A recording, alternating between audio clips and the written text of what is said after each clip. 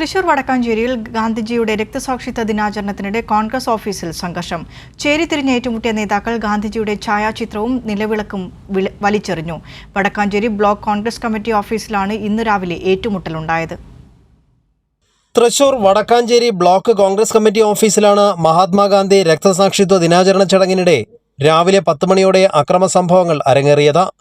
നേതാക്കൾ ചേരിതിരിഞ്ഞ് ഏറ്റുമുട്ടിയതിനിടെ കസേരകളും ഓഫീസ് ചില്ലുകളും തകർത്തു. ഗാന്ധിജിയുടെ ഛായാചിത്രവും നിലവിളക്കും വലിച്ചെറിഞ്ഞു. ഔദ്യോഗികമായി മഹാത്മാഗാന്ധി അനുസ്മരണ ചടങ്ങ് തുടങ്ങുന്നതിന് മുൻപായി ഒരു വിഭാഗം പ്രവർത്തകർ ഗാന്ധി ചിത്രത്തിൽ പുഷ്പാർച്ചന നടത്താൻ ശ്രമിച്ചു. മറ്റുള്ളവർ ഇത് ചോദ്യം ചെയ്തതോടെ ആരംഭിച്ച വാക്കേറ്റം അക്രമത്തിൽ കലാശിക്കുകയായിരുന്നു.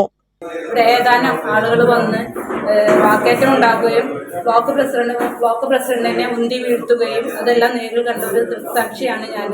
അവരോട് നേരിട്ട് പറയാനോ മറ്റുള്ളതിനോ കഴിയാത്തൊരവസ്ഥ വന്നു. അത്രയും ഭീകരമായ ഒരു അന്തരീക്ഷമാണ് നമ്മുടെ ഈ ഓഫീസിൽ ഇന്ന് നടന്നിട്ടുള്ളത്. ഒരിക്കലും അത് ഒരു കോൺഗ്രസ് കുടുംബത്തിൽ ചേർന്ന ഒരു കാര്യമല്ല എന്നുള്ളതാണ് എനിക്ക് പറയാനുള്ളത്.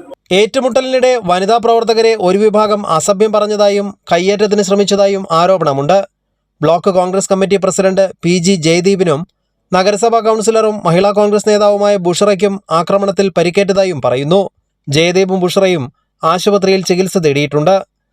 സംഭവത്തിൽ ബിജു ഇസ്മായിൽ, ശശി മംഗലം എന്നിവർക്കെതിരെ നടപടി സ്വീകരിക്കണമെന്നാവശ്യപ്പെട്ട കോൺഗ്രസ് നേതൃത്വത്തിന് ബ്ലോക്ക് കോൺഗ്രസ് പ്രസിഡന്റ് ജയദീപിന്റെ നേതൃത്വത്തിൽ പരാതി നൽകിയിട്ടുണ്ട്. ഇതിനിടെ തങ്ങളെയാണ് മർദ്ദിച്ചത് എന്ന വിശദീകരണവുമായി മണ്ഡലം പ്രസിഡന്റ് ബിജു ഇസ്മായിലും സംഘവും രംഗത്തെത്തിയിട്ടുമുണ്ട്. കൈരളി ന്യൂസ്, തൃശൂർ.